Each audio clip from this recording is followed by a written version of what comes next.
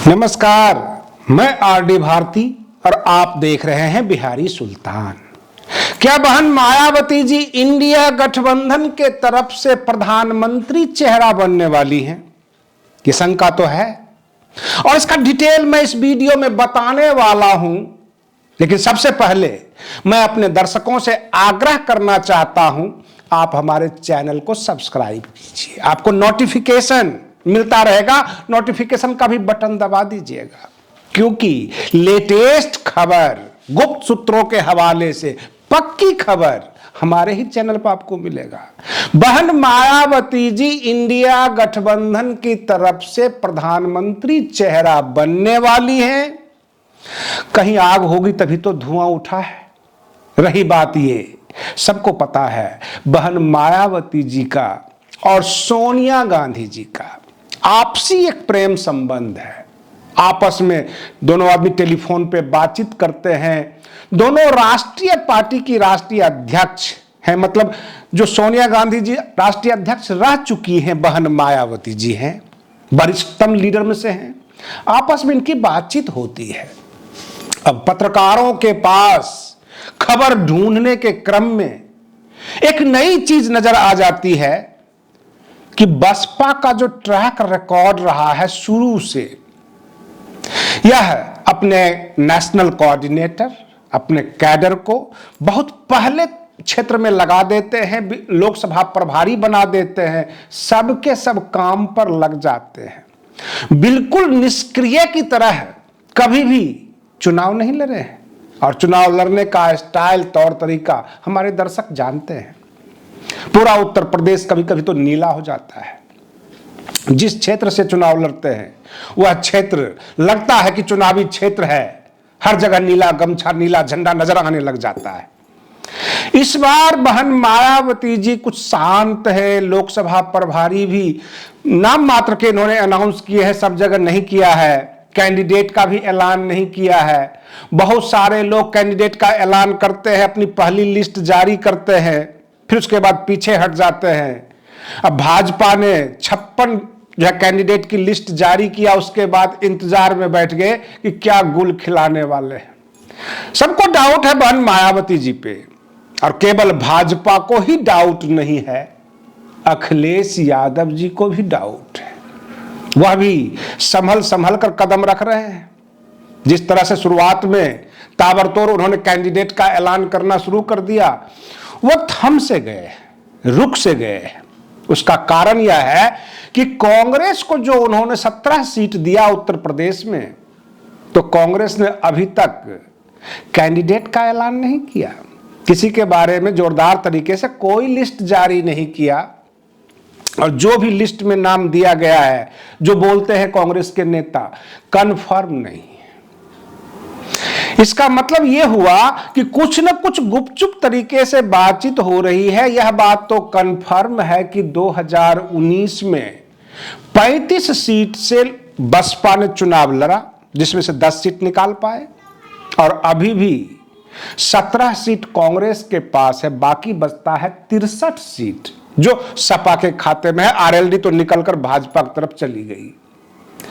अब ये प्रश्न ये उठता है कि 63 से अगर उसको 65 कर दिया जाए, 66 कर दिया जाए, और उसमें आधा सपा और आधा बसपा कर दिया जाए, तो इंडिया गठबंधन काफी मजबूत हो जाएगा।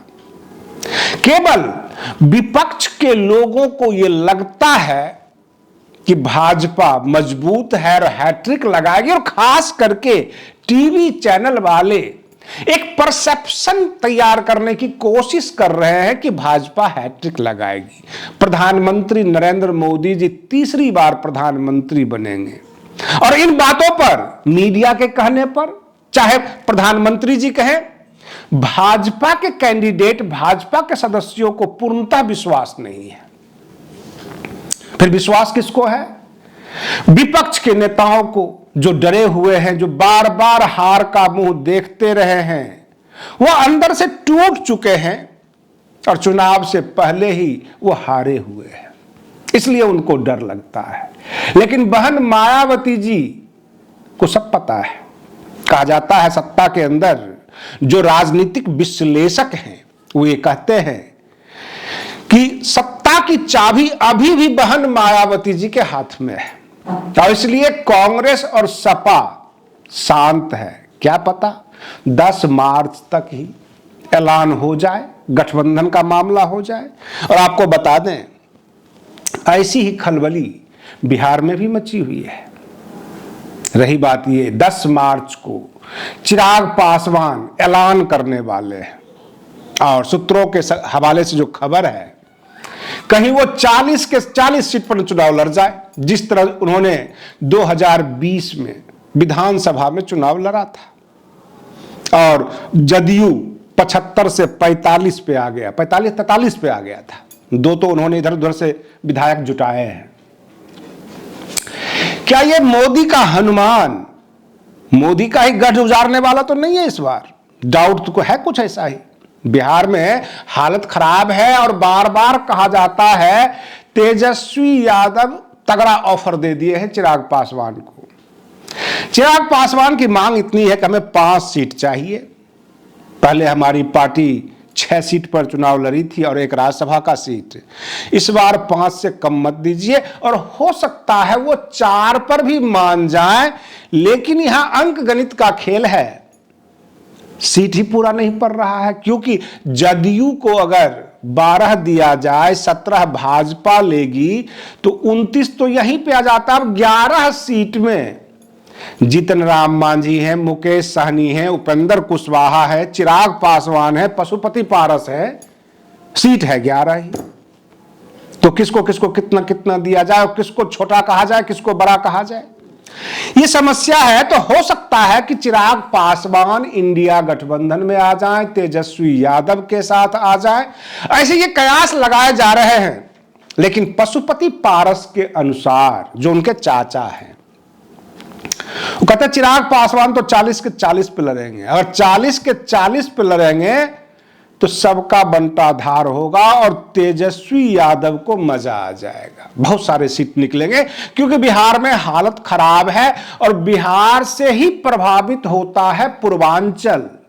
रही बात ये, सपा, बसपा और कांग्रेस एक साथ आती है तो ओम प्रकाश राजभर भाजपा पे टिके हुए नहीं रहेंगे, छलांग मार देंगे।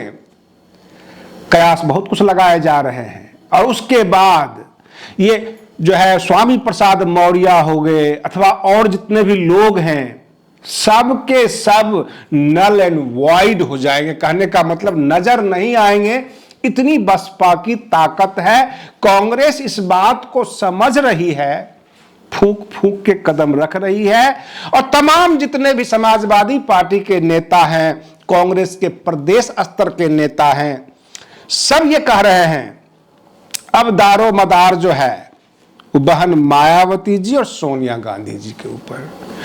और रही बात ये कि उसमें ओवैसी जी को भी लाने का प्रोग्राम है इंडिया गठबंधन में, ताकि कहीं से वोटों का बिखराव ना हो। और कोशिश यह होगी कि इसी तरह की गठबंधन बिहार में भी हो, क्योंकि बिहार में ओवैसी जी विधानसभा चुनाव में 5-7 सीटों का नुकसान कर दिए थे आरजेडी को। वही नुकसान बिहार में ना हो, उत्तर प्रदेश में ना हो, और जितने भी सेकुलर पार्टियां हैं जो SC, ST, OBC माइनॉरिटीज के हक की बात करती हो, वो सब के सब एक जगह आ जाए तो उत्तर प्रदेश में भी बड़ा खेला हो जाएगा। बिहार में तो होगा ही होगा, क्योंकि बिहार में भाजपा का उतना क्रेज नहीं है जितना कि तेजस्वी यादव का। और तेजस्वी यादव ने जनसंपर्क यात्रा करके बिहार में एक लहर फूंक दिया है युवाओं में। पूरा युवा गोलबंद हुए पड़े हैं।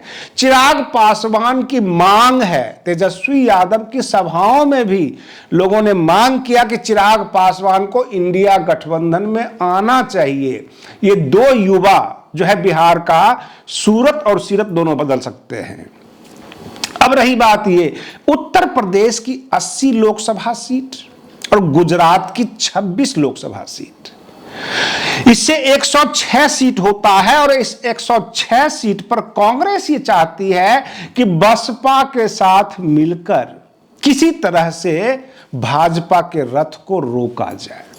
अगर 106 सीट पर 50% भी पीछे कर दिया तो भाजपा सत्ता में नहीं आ सकती। हमारी जितनी भी तमाम खबरें होती है जो खोजी पत्रकारिता है, नेताओं के मूड, उनके बोलने के तरीके, उनकी आशा भरी बातें, इन तमाम चीजों के ऊपर निर्भर करता है।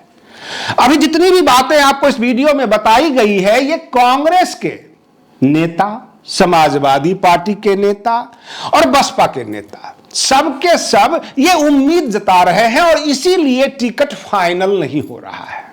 क्या पता किस वक्त गठबंधन का ऐलान हो जाए, क्या पता बहन मायावती जी अगर प्रधानमंत्री चेहरा बनकर इंडिया गठबंधन में आती हैं तो इस चुनाव का स्वरूप, रूप, रंग सब बदल जाएगा और जनता 50-50 पे आ जाएगी। और 50 ही नहीं बल्कि 60% इंडिया गठबंधन के झुकाव में आ जाएगी, क्योंकि फिर भाषा अलग होगी, मांग पत्र अलग होगा, घोषणा पत्र अलग होगा, देश की बातें होगी, देश में युवाओं, महिलाओं, बेरोजगारों, इनके हालात की बातें होगी, ना कि धर्म की बातें होगी। रही बात ये भाजपा के जो दिग्गज हैं, उन तमाम नेताओं को उम्र के हिसाब से छटनी हुई है, नए नए रंग रूट तैयार किए जाते हैं। वो नए रंग रूट पुराने खिलाड़ी के सामने नहीं टिक पाएंगे, क्योंकि इंडिया गठबंधन में वही लोग टिके हुए हैं। खास करके मैं कांग्रेस की बात कर रहा हूं, जो बहुत पुराने कांग्रेसी हैं, दिग्गज हैं, मौका परस्त लोग अभी इंडिया गठबंधन में नहीं हैं, और जो थे वो निकल कर भाजपा में जा चुके हैं।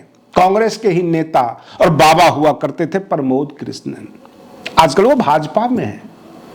बहुत सारे नेताओं के बारे में आवाज लगाई गई, वो भाजपा में जा रहे हैं, लेकिन नहीं जा पाए क्योंकि बहुत पुराने कांग्रेसी हुआ करते थे।